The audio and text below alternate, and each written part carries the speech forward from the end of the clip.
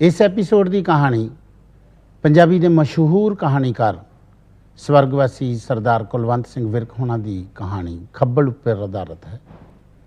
विरक साहब ने पंजाबी साहित्य में बहुत खूबसूरत कहानियां दित्तियां, जिवें कि तूड़ी की पंड, धरती हेठला बल्द, मुर्दे की ताकत ते होर बहुत सारिया कहानियां। मगर खब्बल कहानी की विशेषता यह है कि यह कहानी देश के बंटवारे की पीड़ सहंदे हुए किरदारां की कहानी है। इस कहानी विच उजाड़े तो उजड़े हुए लोगों की मानसिकता की कहानी है, उन्होंने दर्द की कहानी है। इस किस्म के दर्द नूं विरक साहब बहुत ही सटलटी नाल दर्शाउंदे हन, भावक नहीं होंदे, ना ही उपभावक होंदे हन। शायद विरक साहब की कहानी कला की इस विशेषता करके ही उन्होंने साहित्य अकैडमी का अवार्ड भी मिलिया सी। और विरक साहब की कहानी कला ने सिर्फ पंजाबी कहानी नूं नहीं उपर चुक्या, बल्कि विश्व कहानी साहित्य दे विच भी हिंदुस्तानी पंजाबी कहानी का नाम पहुँचाया। इस करके विरक साहब का नाम दुनिया के मशहूर कहानीकार मोपांसा, चेखव उन्होंने बराबर लिया जाता है।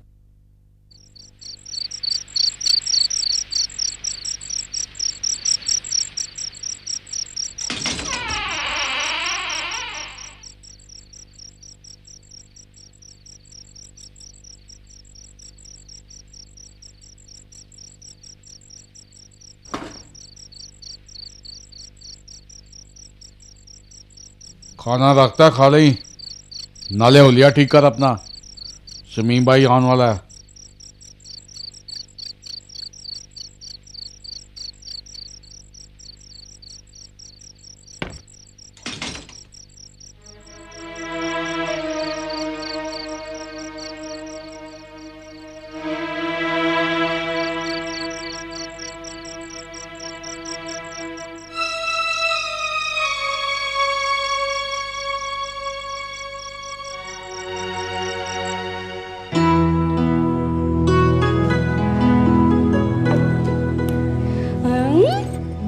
मैनू पता कौन है? कौन है? मेरी लाडो। आजा बह जा मेरे को। एक मिनट भाभी रुक। चली है मेरी धी। ले भाभी बहुत हो गया परहेज, चल रोटी खा। ना आके इक्को थाली लेके आई है। तेरी थाली कित्थे है पुत्र? तू नहीं खानी रोटी? क्यों आज दो थालियां क्यों? अगे आप दो थालियां च खांदियां आ। ना पुत्र, अज मेरा जूठा ना खाई। जे मेरा बुखार तेनू चढ़ गया तो फिर तेरा तो कुछ नहीं जाना, मैं हालो बेहाल हो जाना। सगों चंगा है ना, मेरी भाभी मेरे अगे पीछे घूमूंगी, मेरी सेवा करूंगी, मेरी लत्तां भी घुटूंगी। हाँ तेरी भाभी तेरी गोली है ना।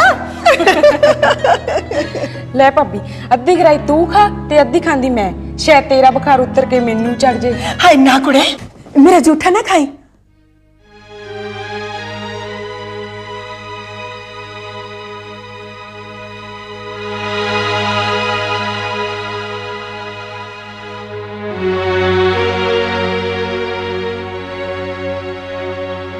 ਇਹ ਕਹਾਣੀ ਪਾਕਿਸਤਾਨ ਦੀ ਹੈ, ਉਸ ਸਮੇਂ ਦੀ ਜਦੋਂ ਪਾਕਿਸਤਾਨ ਬਣੇ ਨੂੰ ਅਜੇ 3-4 ਮਹੀਨੇ ਹੀ ਹੋਏ ਸਨ ਤੇ ਮੁਲਕ ਦੀ ਵੰਡ ਨਾਲ ਦੰਗੇ ਫਸਾਦਾਂ ਤੇ ਲੁੱਟ ਖੋਹ ਦੀ ਹੈਵਾਨੀਅਤ ਨੇ ਇਨਸਾਨੀਅਤ ਦੇ ਪਿੰਡੇ ਨੂੰ ਜੋ ਜ਼ਖਮ ਦਿੱਤੇ ਸਨ ਉਹ ਅਜੇ ਵੀ ਤਾਜ਼ਾ ਸਨ।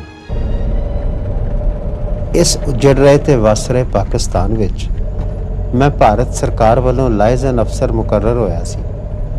मेरा काम धक्को धक्की उधालियां औरतां ते बदो बदी मुसलमान बनाए टब्बरां नूं छुड़ा के वापस हिंदुस्तान अपनाउणा सी। हिंदुस्तानी फौज दा एक दस्ता मेरी मदद वास्ते मेरे नाल सी। एक जिले तो दूसरे जिले, एक थाणे तो दूसरे थाणे असी पाकिस्तानी पुलिस दे अफसरां नूं मिलदे, जिन्हां नूं हदायत सी कि वो इस काम 'च साडी मदद करन। ਖਾਨ ਸਾਹਿਬ, ਇਹ ਉਹਨਾਂ ਕੇਸਾਂ ਦੇ ਕਾਗਜ਼ ਨੇ ਜਿਹੜੇ ਤੁਹਾਡੇ ਇਲਾਕੇ ਦੇ 14 ਪਿੰਡਾਂ ਨਾਲ ਤਾਲੁਕ ਰੱਖਦੇ। ਇਹ ਕੰਮ ਡਾਢਾ ਔਖਾ ਸੀ। ਕਈ ਵਾਰ ਤਾਂ ਕੋਈ ਕੁੜੀ ਬਹੁਤ ਭਾਲਣ ਤੇ ਵੀ ਹੱਥ ਨਾ ਆਉਂਦੀ। ਪਾਕਿਸਤਾਨ ਪੁਲਿਸ ਵਾਲੇ ਉਹਨਾਂ ਨੂੰ ਮੜਾਉਣ ਵਿੱਚ ਥੋੜੀ ਬਹੁਤ ਮਦਦ ਤਾਂ ਕਰ ਦਿੰਦੇ, ਪਰ ਆਪ ਪਤਾ ਘੱਟ ਵੱਧ ਹੀ ਦਿੰਦੇ। ਕਈ ਅਫਸਰ ਤਾਂ ਬਿਲਕੁਲ ਹੀ ਹੱਥ ਪੱਲਾ ਨਹੀਂ ਸੀ ਫੜਾਉਂਦੇ। ਇਹਦੇ ਜਿਹੜੇ ਸਾਰੇ ਕੇਸ ਹੈ ਨਾ खान साहब खान साहब। हाँ तुसी बोलते रहो, मैं सुन रहा। नहीं, मैनू लगदा तुहानू नींद आ रही है। दरअसल सरदार बहादुर सवेर तो थोड़ी नटभज्जे च रहा मैं, तुसी भी आराम करो। मकबूल खान, मकबूल खान भाई जल्दी आओ। जी जनाब। इस तरह करो, अंदर मंजा डाल दो सरदार बहादुर साहब वास्ते। चंगा जनाब। सरदार बहादुर अज दी रात ते इत्थे कट्टो जनाब, की करिए हुण तुसीं आए ऐसे वेले हो। कल सवेरे तुहाडा इंतजाम कर देंगे किसी ठीक ठाक जगह ते। तुसीं भी कहोगे रज़ाक खान ने सारी रात जेल च कटाई। बड़ा चंगा, कल मिलांगे।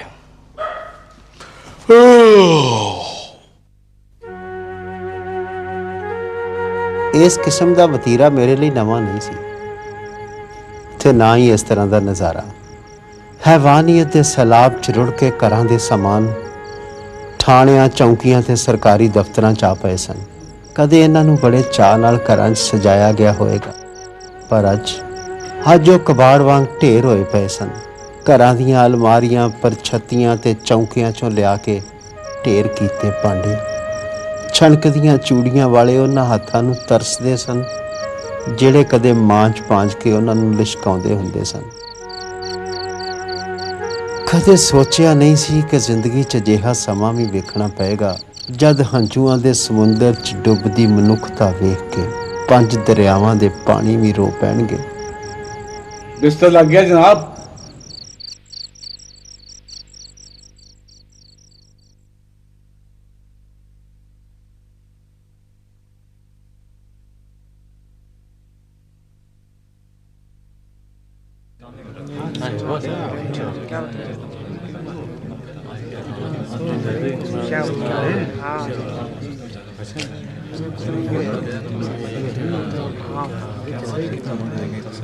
पाकिस्तान च हर शय उखड़ी उखड़ी जी लगती सी। इस उथल पुथल च सिर्फ धरती अपने थां पक्की सी, ते इस धरती ते अनेकां उखड़े होए शरणार्थी रिड़दे फिरदे खवार हुंदे दिसदे सन।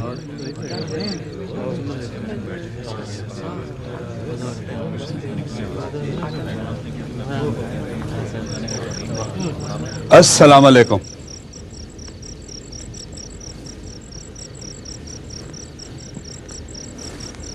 अस्सलाम वालेकुम। वालेकुम अस्सलाम।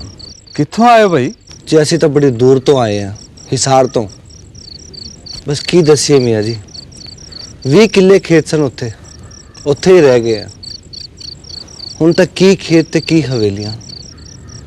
3 ਮਹੀਨੇ ਹੋ ਗਏ ਨੇ ਇੱਧਰ ਪਾਕਿਸਤਾਨ ਆਇਆ ਨੂੰ। ਪਹਿਲੇ ਵਾਗੇ ਤੇ ਕੈਂਪ 'ਚ ਸੀਗੇ ਮਹੀਨਾ ਪਰ, ਉਸ ਤੋਂ ਬਾਅਦ ਫਿਰ ਇੱਕ ਕੈਂਪ ਤੋਂ ਦੂਜੇ ਕੈਂਪ, ਇੱਕ ਜ਼ਿਲ੍ਹੇ ਤੋਂ ਦੂਜੇ ਜ਼ਿਲ੍ਹੇ ਖਵਾਰ ਹੋਏ ਪਏ ਆ।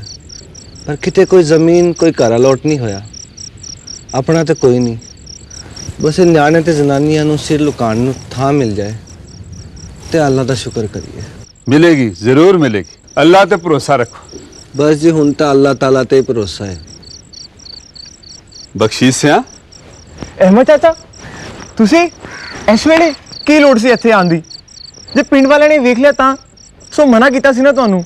बस रिया नहीं गया पुत्र, बचपन की यारी सी तेरे प्यो दे नाल। रोटी खाण बैठा ते गराई संगों थले नहीं सी जा रही। ऐ ले कुछ खाण लई लिया। ਕਾਨੂੰ ਚਾਚਾ, ਇੱਥੇ ਹੈ ਤਾਂ ਸਹੀ ਇੰਤਜ਼ਾਮ। ओ मैनू पता है इत्थे जेड़ा इंतजाम है। ਇਹ दे ਲਓ, इन्हां नूं। ਖਾ ਲਓ ਸਾਰੇ, ਵੰਡ ਲਓ। आह, ਚਾਚਾ ਘਰ ਦਾ ਕੀ ਹਾਲ ਹੈ? की लेना पुछ के पुत्र, जेड़ा पिछे रह गया हुण मुड़ के करना की है। ਚੰਗਾ ਚਾਚਾ, ਫਿਰ ਇਹੀ ਦੱਸ ਦੇ ਕਿਸਨੇ ਤਾਲਾ ਤੋੜਿਆ ਫਿਰ ਸਾਡੇ ਘਰ ਦਾ? वो गल नहीं है, वो ते अलाट होया है, जलंधरों उजड़ के आए ने कोई। ਕਿਹੋ ਜਿਹੇ ਲੋਕ ਨੇ ਚਾਚਾ? ਕਿਹੋ ਜਿਹੇ ਲੋਕ ਆਏ ਤੇ ਪਤਾ ਨਹੀਂ, ਕਿ ਨਾ ਹੀ ਅਸੀਂ ਘੁਲਦੇ ਮਿਲਦੇ ਉਹਨਾਂ ਨਾਲ, ਨਾ ਹੀ ਉਹ ਸਾਡੇ ਨਾਲ। ਕੋਈ ਸਲਾਮ ਅਲੈਕਮ ਕਹਿ ਕੇ ਕੋਲ ਬਹਿ ਕੇ ਕੋਈ ਗੱਲਬਾਤ ਵੀ ਤਾਂ ਨਹੀਂ ਕਰਦੇ ਉਹ ਲੋਕ। ਬਸ ਬੂਹੇ 'ਚ ਖਲੋ ਕੇ ਝਾਕਦੇ ਰਹਿੰਦੇ ਨੇ, ਜੇ ਬੁਲਾਈਏ ਵੀ ਤੇ ਖੁੱਲ ਕੇ ਗੱਲ ਨਹੀਂ ਕਰਦੇ। ਇਹਨਾਂ ਲੋਕਾਂ ਨੇ ਤੇ ਪਿੰਡਾਂ ਦੀਆਂ ਜੜ੍ਹਾਂ ਹਿਲਾ ਦਿੱਤੀਆਂ ਨੇ। ਹਾਂ, ਹੁਣ ਆਹ ਵੇਖ ਆ ਲੋਕ ਜਿਹੜੇ ਤੁਹਾਡੇ ਘਰ 'ਚ ਵਸੇ ਨੇ ਆ ਕੇ, ਸਵੇਰੇ ਨਮਾਜ਼ ਦੇ ਵੇਲੇ ਵੀ ਵੇਖਿਆ ਕਿ ਇਹਨਾਂ 'ਚੋਂ ਇੱਕ ਆ ਨਾਲ ਦੀ ਵਗਦੀ ਨਹਿਰ 'ਚ ਹੱਥ ਧੋ ਕੇ ਵਜੂ ਕਰਨ ਲੱਗਾ ਸੀ। ਮੈਨੂੰ ਪਤਾ ਨਹੀਂ ਕੀ ਹੋਇਆ, ਟੋਕ ਦਿੱਤਾ ਕਿ ਮੀਆਂ ਜੀ ਇਸ ਨਹਿਰ ਦਾ ਪਾਣੀ ਕਈ ਦਿਨਾਂ ਤੋਂ ਲਾਲ ਰੰਗ ਦਾ ਵਗਦਾ ਆ ਰਿਹਾ ਸੀ। ਸਾਬਤ ਮੁਰਦੇ ਤੇ ਕਈਆਂ ਦੀਆਂ ਲੱਤਾਂ ਬਾਹਾਂ ਵੀ ਰੁੜਦੀਆਂ ਆ ਰਹੀਆਂ ਸਨ। ਇਸ ਪਾਣੀ ਨਾਲ ਵਜੂ ਕਰਕੇ ਜੇ ਸਜਦਾ ਕਰੋਗੇ ਤੇ ਤੁਹਾਡੀ ਇਬਾਦਤ ਨੂੰ ਅੱਲਾ ਕਬੂਲ ਕਰੂਗਾ। ਬੋਲਿਆ ਤੇ ਕੁਛ ਨਹੀਂ, ਬਸ ਐ ਮੇਰੇ ਵੱਲ ਝਾਕਦਾ ਰਿਹਾ, ਸੋਚਦਾ ਉਹ ਕੋਈ ਕਮਲਾ ਹੈ। ਮੁਲਕ ਕਾਹਦਾ ਆਜ਼ਾਦ ਹੋਇਆ ਚਾਚਾ, ਅਸੀਂ ਤਾਂ ਤਬਾਹ ਹੋ ਗਏ ਆ। ਹੋਇਆ ਤੇ ਹੱਕੀ ਆ ਪੁੱਤਰ, ਪਰ ਵੇਖ ਦੁਨੀਆ ਥਾਂ ਥਾਂ ਵਸੀ ਜਾਂਦੀ ਹੈ ਵੀ ਅਖੀਰ ਇੱਕ ਦਿਨ ਖੈਰ ਮੇਰ ਤੇ ਹੋਣਾ ਜ਼ਰੂਰ ਹੈ। ਉਹ ਐ ਤੇ ਐਵੇਂ ਗੱਲਾਂ ਨੇ ਚਾਚਾ। ਉਹ ਜਿਹੜੇ ਵਿਚਾਰੇ ਆਪਣੇ ਹੱਥੋਂ ਗਰਈ ਮੂੰਹ 'ਚ ਨਹੀਂ ਪਾਣ ਜੋਗੇ, ਉਹਨਾਂ ਨੇ ਕਿੱਥੇ ਜਾ ਕੇ ਕੀ ਵਸਣਾ? ਉਹ ਨਹੀਂ ਕਮਲਿਆ ਨਹੀਂ, ਇਹ ਤੈਨੂੰ ਐਵੇਂ ਜਾਪਦਾ ਹੈ। ਵੇਖ ਥੱਬੜ ਹੁੰਦਾ ਪੈਲੀ ਵਿੱਚ, ਜਦੋਂ ਵਾਹੀਦੀ ਹੈ ਕੋਈ ਫਰਕ ਤੇ ਲਿਹਾਜ਼ ਨਹੀਂ ਕੀਤਾ ਜਾਂਦਾ ਉਹਦੇ ਨਾਲ। ਉਹਨੂੰ ਜੜੋਂ ਪੁੱਟ ਕੇ ਸਾਰਾ ਦਾ ਸਾਰਾ ਪੈਲੀਓਂ ਬਾਹਰ ਸੁੱਟ ਦਿੱਤਾ ਜਾਂਦਾ ਹੈ। ਪਰ 10 ਦਿਨਾਂ ਮਗਰੋਂ ਫਿਰ ਕੋਈ ਤਿੜ ਫੁੱਟ ਆਉਂਦੀ ਹੈ ਤੇ 1 ਮਹੀਨੇ ਮਗਰੋਂ ਇੰਜ ਲੱਗਦਾ ਹੈ ਜਿਵੇਂ ਪੈਲੀ ਵਾਹੀ ਹੀ ਨਹੀਂ ਸੀ। ਤੂੰ ਵੇਖਦਾ ਜਾਈਂ, ਇਹਨਾਂ ਉਜੜੇ ਲੋਕਾਂ ਨੇ ਵੀ ਇੱਕ ਦੂਜੇ ਦੇ ਹੱਥ ਫੜ ਲੈਣੇ ਨੇ ਤੇ ਵਸ ਵੀ ਜਾਣਾ ਹੈ। ਉਮੀਦ ਕਦੇ ਮੁੱਕਦੀ ਨਹੀਂ। ਉਸ ਬੁੱਢੇ ਦੀ ਗੱਲ 'ਚ ਸੱਚਾਈ ਤਾਂ ਸੀ। ਜਿਨ੍ਹਾਂ ਲੋਕਾਂ ਨੂੰ ਜ਼ਮੀਨ ਘਰ ਮਿਲ ਗਏ ਸਨ, ਉਹ ਕੁਝ ਟਿਕਦੇ 'ਚ ਨਜ਼ਰ ਆਉਣ ਲੱਗ ਪਏ ਸਨ। ਕੱਚੀਆਂ ਲਾਟ ਹੋਈਆਂ ਪੈਲੀਆਂ ਉਹਨਾਂ ਦੀ ਰੂਹ ਨੂੰ ਧਰਵਾਸ ਦੇਣ ਲੱਗ ਪਈਆਂ ਸਨ। ਵੰਡ ਦੇ ਝੱਖੜ 'ਚ ਹਰ ਸ਼ੈ ਉਲਟ ਪੁਲਟ ਤਾਂ ਹੋਈ ਸੀ, ਪਰ ਹੁਣ ਆਪਣੀ ਪੁਰਾਣੀ ਹਾਲਤ ਵੱਲ ਆਉਣ ਦਾ ਚਾਰਾ ਜਿਹਾ ਕਰ ਰਹੀ ਸੀ। ਹਰ ਸ਼ੈ ਆਪਣੀ ਥਾਂ ਨੂੰ ਵਡਾਉਣ ਦੀ, ਪੈਰ ਜਮਾਉਣ ਦੀ ਕੋਸ਼ਿਸ਼ ਕਰ ਰਹੀ ਸੀ। ਹਰ ਸ਼ੈ ਆਪਣੇ ਮੁੜ ਵਸੇਬੇ ਲਈ ਇੱਕ ਸੰਘਰਸ਼ ਜਿਹਾ ਕਰ ਰਹੀ ਲੱਗਦੀ ਸੀ। ਇਹ ਦਰੋਗਾ ਕੀ ਕਹਿੰਦਾ ਹੁਣ? ਕਦੋਂ ਭੇਜੂਗਾ ਹਿੰਦੁਸਤਾਨ? ਉਹ ਤਾਂ ਅੜਬੀ ਬਹੁਤ ਹੈ, ਗੱਲ ਹੀ ਨਹੀਂ ਸੁਣਦਾ। ਸਰਦਾਰ ਬਹਾਦਰ, ਤੁਸੀਂ ਤੇ ਕਮਾਲ ਦੀਆਂ ਗੱਲਾਂ ਕਰਦੇ ਹੋ। ਉਹ ਅਸੀਂ ਤੁਹਾਡੇ ਕੰਮ ਦੇ ਪਿੱਛੇ ਦਿਨ ਰਾਤ ਇੱਕ ਕਰਤਾ ਤੇ ਤੁਸੀਂ ਮਿੰਟਾਂ ਦੇ ਵਿੱਚ ਸਾਡੇ ਕੀਤੇ ਕਿਰਾਏ ਤੇ ਮਿੱਟੀ ਪਾਤੀ। ਖਾਨ ਸਾਹਿਬ, ਜੇ ਕੰਮ ਮੇਰਾ ਹੈ ਤਾਂ ਤੁਹਾਡਾ ਵੀ ਤੇ ਹੈ ਨਾ। ਤੇ ਮੈਂ ਨਾ ਕੀਤੀ ਹੈ। ਓਏ ਐਸਾ ਕਿਹੜਾ ਪਿੰਡ ਹੈ ਜਿਹਦੀ ਧੂੜ ਨਹੀਂ ਫੱਕੀ ਮੈਂ? ਪਰ ਨਤੀਜਾ ਕੀ ਨਿਕਲਿਆ ਖਾਨ ਸਾਹਿਬ? ਮੈਂ ਤਾਂ ਕੋਸ਼ਿਸ਼ ਕੀਤੀ ਨਾ। ਹੁਣ ਜੇ ਕੋਈ ਨਹੀਂ ਲੱਭਾ ਤੇ ਮੈਂ ਕੀ ਕਰਾਂ? ਕਿੱਥੋਂ ਪੈਦਾ ਕਰ ਦਿਆਂ? ਖਾਨ ਸਾਹਿਬ, ਤੁਹਾਡਾ ਕੀ ਮਤਲਬ ਹੈ ਕਿ ਮੈਂ ਯਕੀਨ ਕਰ ਲਵਾਂ ਕਿ ਤੁਹਾਡੇ ਇਲਾਕੇ ਦੇ 14 ਪਿੰਡਾਂ 'ਚ ਨਾ ਕੋਈ ਉਧਾਲੀ ਹੋਈ ਕੁੜੀ ਹੈ ਤੇ ਨਾ ਕੋਈ ਹਿੰਦੂ ਟੱਬਰ? ਮੈਂ ਤੇ ਸੁਣਿਆ ਕਿ ਹਰ ਪਿੰਡ 'ਚ 2-4 ਕੁੜੀਆਂ ਤਾਂ ਹੈਗੀਆਂ ਹੀ ਨੇ। ਤੁਸੀਂ ਸੁਣਿਆ, ਅਸੀਂ ਤਾਂ ਨਹੀਂ ਸੁਣਿਆ। ਸਿੰਘ ਸਾਹਿਬ ਦੱਸ ਰਹੇ ਨੇ ਨਾ, ਹੁਣ ਤਾਂ ਸੁਣ ਲਿਆ। ਹੁਣ ਸੁਣਨ ਦਾ ਕੀ ਹੁੰਦਾ ਬਈ? ਜਾਂ ਤਾਂ ਕੋਈ ਪੱਕਾ ਥੌ ਟਿਕਾਣਾ ਦੱਸੋ। ਹੁਣ ਘਰ ਘਰ ਦੇ ਵਿੱਚ ਜਾ ਕੇ ਛਾਪੇ ਤਾਂ ਨਹੀਂ ਮਾਰ ਸਕਦੇ ਅਸੀਂ। ਖਾਨ ਸਾਹਿਬ, ਜਿੰਨੀ ਇਨਫੋਰਮੇਸ਼ਨ ਸਾਡੇ ਕੋਲ ਸੀ ਉਹ ਤਾਂ ਅਸੀਂ ਸਾਰੀ ਤੁਹਾਨੂੰ ਦੇ ਦਿੱਤੀ ਹੈ। ਹੁਣ ਦੇਖੋ, ਮੇਰੀ ਗੁਜ਼ਾਰਿਸ਼ ਹੈ ਕਿ ਜਿੱਥੇ ਤੁਸੀਂ ਇੰਨਾ ਕੋਆਪਰੇਟ ਕੀਤਾ ਨਾ, ਥੋੜੀ ਜਿਹੀ ਕੋਸ਼ਿਸ਼ ਹੋਰ ਕਰੋ। ਸਰਦਾਰ ਬਹਾਦਰ, ਅਸੀਂ ਜੋ ਕਰ ਸਕਦੇ ਸੀ ਉਹ ਕਰਤਾ। ਐਡੇ ਵੱਡੇ ਇਲਾਕੇ 'ਚ ਹਿੰਦੂ ਟੱਬਰ, ਹਿੰਦੂ ਔਰਤ ਲੱਭਣਾ ਵਗਦੇ ਦਰਿਆ 'ਚੋਂ ਤਾਂਬੇ ਦਾ ਸਿੱਕਾ ਲੱਭਣ ਦੇ ਬਰਾਬਰ ਹੈ। ਵੈਸੇ ਇੱਕ ਨੇਕ ਸਲਾਹ ਦਿਆਂ, ਤੁਸੀਂ ਦੂਸਰੇ ਥਾਣੇ ਚਲੇ ਜਾਓ, ਸ਼ਾਇਦ ਕੁਝ ਲੱਭ ਜੇ। ਇਤਲਾਹ ਮੈਂ ਕਰ ਦਿੰਦਾ।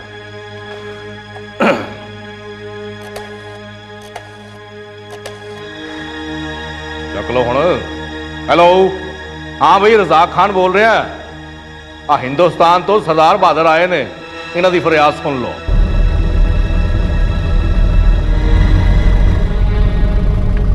दिन उक्का ही खराब करते इस रजाक खान ने। ਇਸ ਤੋਂ ਪਹਿਲੇ ਥਾਣਿਆਂ 'ਚ ਪੁਲਿਸ ਵਾਲੇ ਭਾਵੇਂ ਮੰਨੋ ਭਾਵੇਂ ਬੇਮਨੋ, ਚਲੋ ਨਾਲ ਤੇ ਤੁਰ ਪੈਂਦੇ ਸੀ। ਸਾਡਾ ਕੰਮ ਸੌਖਾ ਹੋ ਜਾਂਦਾ ਸੀ। ਨੱਠ ਭੱਜ ਕਰਨੀ ਪਈ ਹੈ, ਪਰ ਕੁਝ ਕੁੜੀਆਂ ਮਿਲ ਗਈਆਂ ਨੇ। ਇਹ ਤੇ ਮੈਨੂੰ ਲੱਗਦਾ ਹੈ ਸਵੇਰੇ ਥਾਣੇ 'ਚੋਂ ਨਿਕਲ ਕੇ ਤੇ ਘਰ ਜਾ ਪੈਂਦਾ ਤੇ ਸ਼ਾਮ ਨੂੰ ਸਾਨੂੰ ਆ ਕੇ ਝੂਠ ਹੀ ਕਹਿ ਦਿੰਦਾ ਵੀ ਮੈਂ ਸਾਰੇ ਪਿੰਡਾਂ ਦੀ ਮਿੱਟੀ ਫੱਕ ਆਇਆ। ए पुलिस वाले नहीं चाहते कुड़िया वापस जाऊं, सारे एक कोई जे ने। ਪਰ ਦਰਅਸਲ ਸਾਰੇ ਇੱਕੋ ਜਿਹੇ ਨਹੀਂ ਸਨ।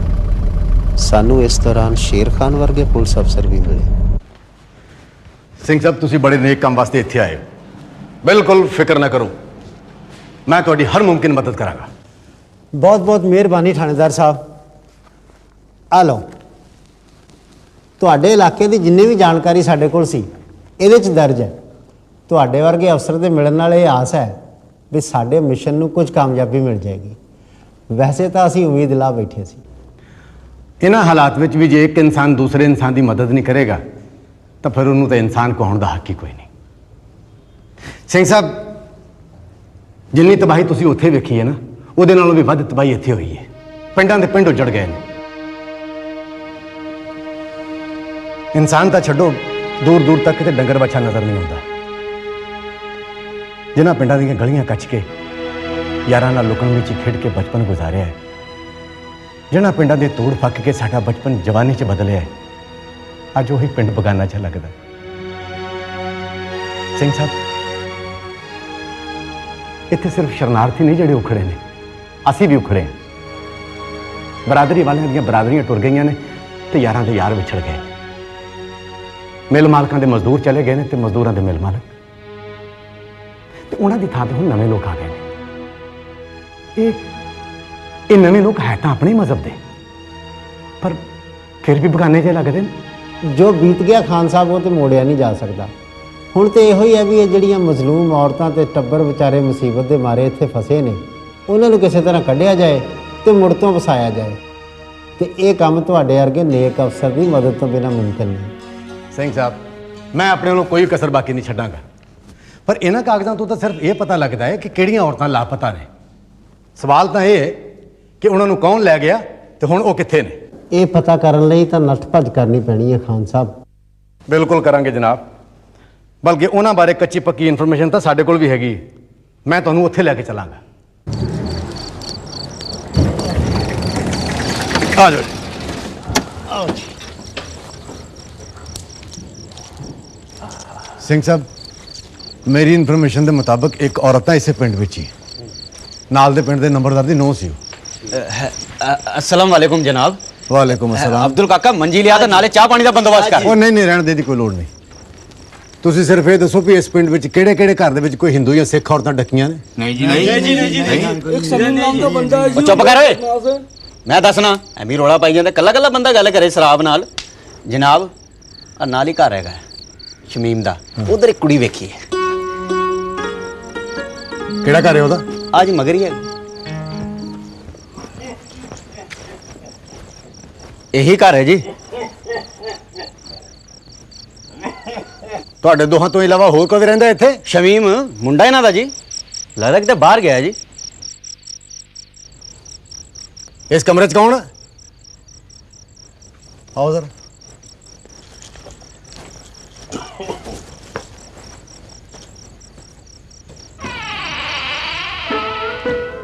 ਸਿੰਘ ਸਾਹਿਬ,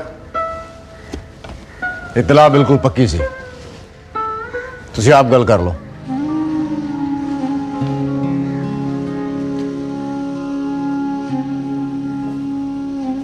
ਬੀਬੀ, ਬੀਬੀ,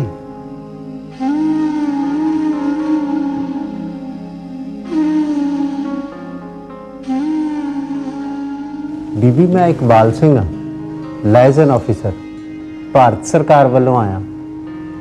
ਤੂੰ ਇਸ ਤਰ੍ਹਾਂ ਕਿਉਂ ਪਈ ਹੈ? ਤਾਪ ਚੜਦਾ ਕਈਆਂ ਦਿਨਾਂ ਦਾ।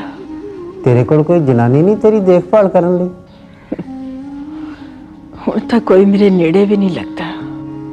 ਤੂੰ ਕਿੰਨੇ ਕੁ ਚਿਰ ਦੀ ਹੈ ਇੱਥੇ? ਬਸ ਜਦ ਦਾ ਸਾਡਾ ਪਿੰਡ ਉਜੜਿਆ ਤਦ ਦੀ ਮੈਂ ਇੱਥੇ ਹੀ ਹਾਂ। ਤੂੰ ਤੇ ਫੇਰ ਵੀ ਖੁਸ਼ਕਿਸਮਤ ਹੈ ਬੀਬੀ। ਮੈਂ ਕਈ ਔਰਤਾਂ ਨੂੰ ਮਿਲ ਕੇ ਆਇਆ, ਬੜੇ ਸਖਤ ਪਹਿਰੇ ਵੇਖੇ ਨੇ ਮੈਂ ਉਹਨਾਂ ਤੇ, ਬਹੁਤ ਜ਼ੁਲਮ ਹੋਇਆ ਉਹਨਾਂ ਤੇ। ਤੈਨੂੰ ਤਾਂ ਫੇਰ ਵੀ ਇਹਨਾਂ ਨੇ ਇੱਥੇ ਇਕੱਲਿਆਂ ਛੱਡਿਆ ਹੋਇਆ, ਸ਼ਾਇਦ ਕੋਈ ਮਦਦ ਵੀ ਕੀਤੀ ਹੋਵੇ। ਇਹ ਕੱਪੜੇ, ਭਾਂਡੇ, ਇਹ ਸਮਾਨ ਤੇਰਾ? ਕਿਹਨੇ ਦਿੱਤਾ ਤੈਨੂੰ? ਤੂੰ ਵੀ ਕਮਲਾ ਹੈ ਵੀਰਾ। मैं ते आप अपनी नहीं रही, सारी दी सारी उजड़ गई है।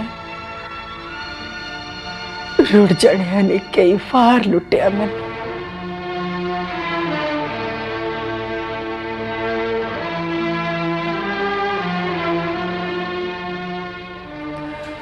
ਪਹਿਲਾਂ ਮੇਰੇ ਉੱਤੇ ਵੀ ਪੈ ਰਹੇ ਸੀ, ਪਰ ਹੁਣ ਉਹਨਾਂ ਨੂੰ ਪਤਾ ਲੱਗ ਗਿਆ ਹੈ ਕਿ ਮੈਂ ਕਿਤੇ ਜਾਣ ਜੋਗੀ ਰਹੀ ਨਹੀਂ। ਇਸ ਕਰਕੇ ਕੋਈ ਪੈਰਾ ਨਹੀਂ। ਇਨਸਾਨ ਦੇ ਜ਼ੁਲਮ ਦੀ ਇੱਕ ਇਹੋ ਜਿਹੀ ਘਿਨਾਉਣੀ ਤਸਵੀਰ ਮੇਰੇ ਸਾਹਮਣੇ ਸੀ। ਉਹ ਕਿਸੇ ਦੀ ਵਹੁਟੀ ਸੀ, ਕਿਸੇ ਦੀ ਧੀ, ਕਿਸੇ ਦੀ ਭੈਣ। ਪਰ ਅੱਜ ਉਸ ਮਧੋਲੀ ਹੋਈ ਖਵਾਰ ਕੀਤੀ ਬਿਮਾਰ ਔਰਤ ਦਾ ਕੋਈ ਵੀ ਸਾਂਝੀਵਾਲ ਨਹੀਂ ਸੀ।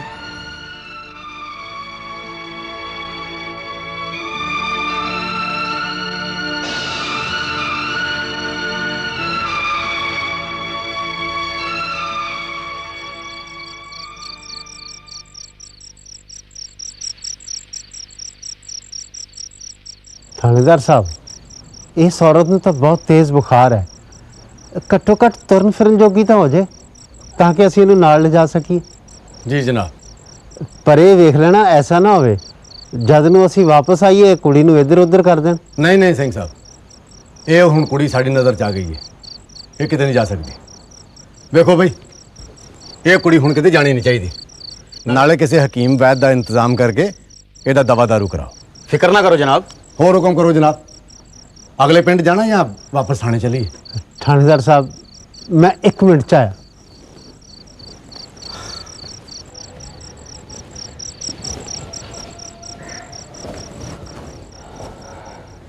बीबी, तेरे इलाज का इंतजाम मैं कर आया। ਜਦੋਂ ਤੂੰ ਥੋੜੀ ਠੀਕ ਹੋ ਜਾਏਗੀ ਚੱਲਣ ਫਿਰਨ ਜੋਗੀ, ਫਿਰ ਮੈਂ ਆ ਕੇ ਤੈਨੂੰ ਲੈ ਜਾਵਾਂਗਾ। ਕਿੱਥੇ ਲੈ ਕੇ ਜਾਏਗਾ ਮੈਨੂੰ ਵੀਰਾ? ਜਿੱਥੇ ਤੇਰੇ ਵਿਛੜੇ ਸਾਕੇ ਸੰਬੰਧੀ ਤੈਨੂੰ ਮਿਲ ਜਾਣਗੇ। ਹਿੰਦੁਸਤਾਨ। ਵੀਰਾ,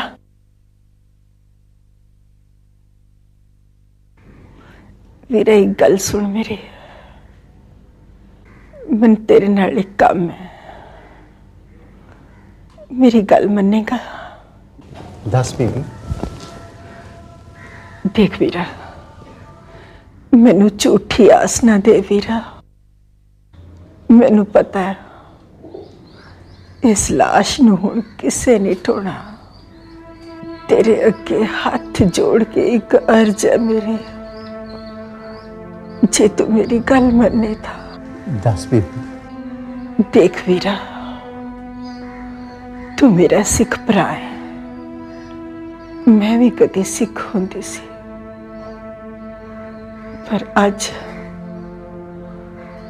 मेरा इस दुनिया च कोई नहीं। मैं बड़ी औखी हाँ। मेरी एक निक्की ननान है निम्मो, मेरे प्राण उस च बसते ने ते उस दे मेरे विच।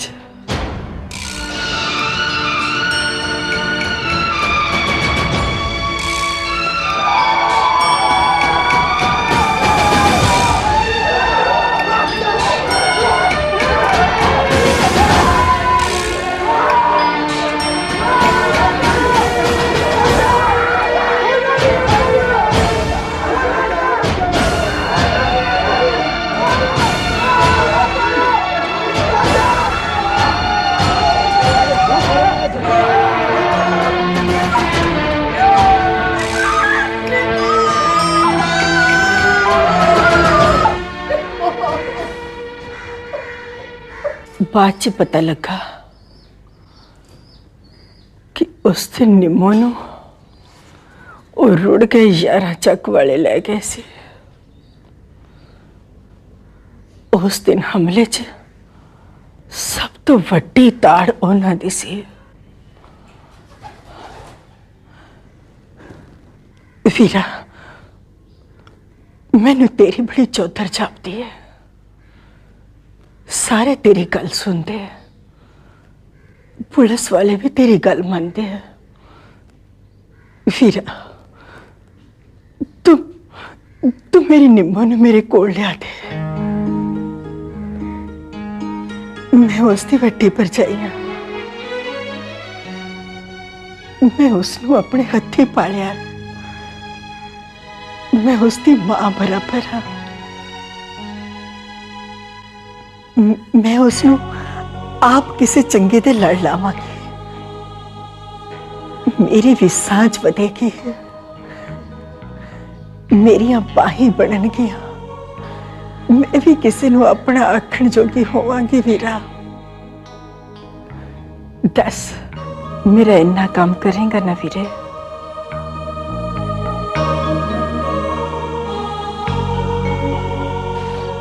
ਵੇਖ, ਫੱਬੜ ਹੁੰਦਾ ਪੈਲੀ ਵਿੱਚ, ਜਦੋਂ ਵਾਹੀਦੀ ਹੈ ਕੋਈ ਫਰਕ ਤੇ ਲਿਹਾਜ਼ ਨਹੀਂ ਕੀਤਾ ਜਾਂਦਾ ਉਹਦੇ ਨਾਲ। ਉਹਨੂੰ ਜੜੋਂ ਪੁੱਟ ਕੇ ਸਾਰਾ ਦਾ ਸਾਰਾ ਪੈਲੀਓਂ ਬਾਹਰ ਸੁੱਟ ਦਿੱਤਾ ਜਾਂਦਾ ਹੈ। ਪਰ 10 ਦਿਨਾਂ ਮਗਰੋਂ ਫਿਰ ਕੋਈ ਤਿੜ ਫੁੱਟ ਆਉਂਦੀ ਹੈ ਤੇ 1 ਮਹੀਨੇ ਮਗਰੋਂ ਇੰਜ ਲੱਗਦਾ ਹੈ ਜਿਵੇਂ ਪੈਲੀ ਵਾਹੀ ਹੀ ਨਹੀਂ ਸੀ। ਤੂੰ ਵੇਖਦਾ ਜਾਈਂ, ਇਹਨਾਂ ਉਜੜੇ ਲੋਕਾਂ ਨੇ ਵੀ ਇੱਕ ਦੂਜੇ ਦੇ ਹੱਥ ਫੜ ਲੈਣੇ ਨੇ ਤੇ ਵਸ ਵੀ ਜਾਣਾ ਹੈ। ਉਮੀਦ ਕਦੇ ਮੁੱਕਦੀ ਨਹੀਂ। ਵਾਕਈ ਇਨਸਾਨੀ ਜ਼ਿੰਦਗੀ 'ਚ ਕਈ ਜ਼ਲਜ਼ਲੇ ਆਉਂਦੇ ਨੇ ਤੇ ਕਈ ਵਾਰ ਸਭ ਕੁਝ ਤਹਿਸ ਨਹਿਸ ਕਰ ਜਾਂਦੇ ਨੇ, ਪਰ ਆਸ ਦੀ ਤੰਦ ਕਦੇ ਨਹੀਂ ਟੁੱਟਦੀ। ਆਖਰ ਨੂੰ ਹਰ ਤਬਾਹੀ ਤੇ ਬਰਬਾਦੀ ਦੀ ਕੁੱਖ 'ਚੋਂ ਉਮੀਦ, ਸਿਰਜਣਾ ਤੇ ਪੁਨਰ ਸਥਾਪਨਾ ਦੀ ਖੱਬਲ ਦੀਆਂ ਤਿੜਾਂ ਫੁੱਟ ਹੀ ਆਉਂਦੀਆਂ।